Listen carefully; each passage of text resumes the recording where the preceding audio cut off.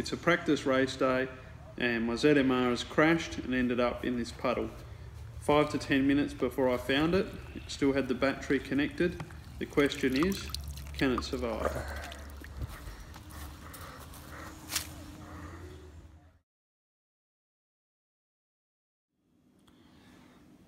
Here's the ZMR 250 that went for a swim in the puddle on the weekend. I've been a bit lazy in that all I did was brought it home, removed the tape that was holding the ESCs down to the arms to let the water out of them, and opened it up a little bit, and then just sat it out in the sun.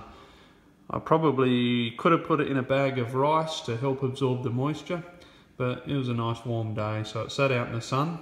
I was pretty confident it's dried out, but just in case, I've now opened up some of these plastic covers, removed the heat shrink from the video transmitter, and I'm pretty confident it's all dried out. So the next step will be to put some oil on the motors.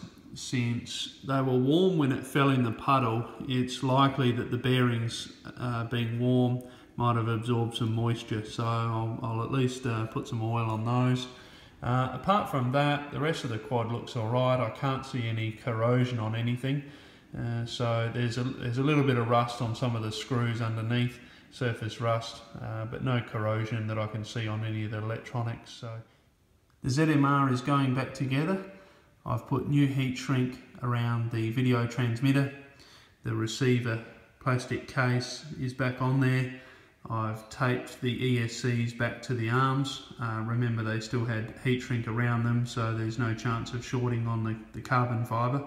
I have put some oil on the motor bearings and just about to put it back together, and I realised there was potential for moisture to get caught or trapped between the board of the board camera and the plastic housing or lens housing. So I've just removed that. Used the hot air gun to gently warm that and ensure that there was no moisture trapped inside of there. I'll put that back on now. So the ZMR is ready for its first test. I've removed the props for the sake of safety. I really don't know what to expect here. So I've got the scars to prove that I've been stupid before and left props on in testing, so they're off. And it's now time to plug the battery in and see if we get any magic white smoke. Oh, did you hear that? That's the sound of BL Heli in the afternoon. That's great to hear. So seems like the ESCs have powered on and singing a happy tune. The naseboard light is on. VTX has got some lights on. No magic white smoke yet.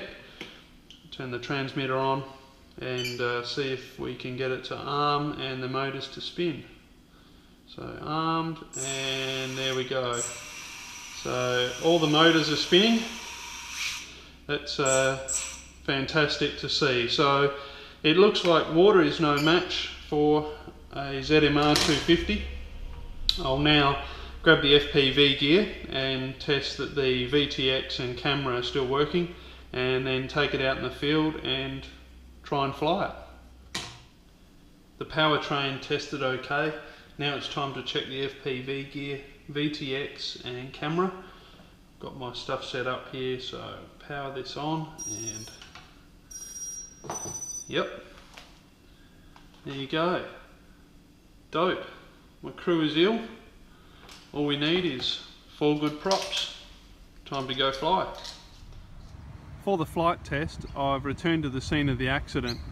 That's what's left of the puddle over there. A couple of my crew have eagle eyes. They actually spotted the piece of prop from the impact point where the ZMR hit the tree prior to coming to rest in the puddle over there. So look, we'll be flying shortly. Look, here's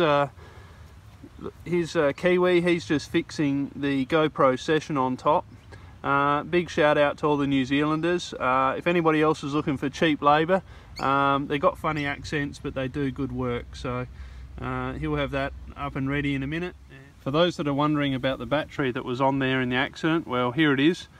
It's been dried out as well, recharged, and we'll give it a go and see if that works as well. God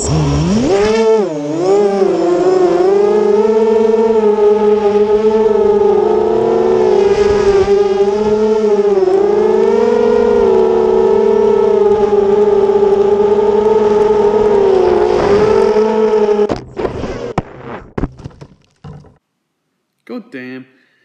Anyway, it looks like we've fixed the quad, but it still has a strange attraction for eucalyptus trees. So let's look at the facts. Quads can't swim, that's true. But a wet quad isn't necessarily a dead quad. So all it's taken is pulling it apart, letting it thoroughly dry out, a full day in the sun, and carefully putting it back together, oil on the motors, and all that we have in the way of a damage bill from that incident was the one broken prop stuck in the tree. So there you have it, myth busted, quads can survive falling in the water. Not quite sure whether it'll be the same story for salt water, but that quad spent a good 5 or 10 minutes in fresh water without any trouble at all. Although I didn't use either of these on the ZMR build, I should point out that there are products available that can help protect electric circuit boards. If you do come across this liquid electrical tape, just make sure you buy the one in a can with the brush, because this tube is useless. This has nothing to do with quads falling in water. But did you know that 25% of New Zealanders don't actually live in New Zealand? Did you know that Kiwis can't fly? So the question has to be asked, how do they all get out of the country? Well, here's how. They hijack aircraft.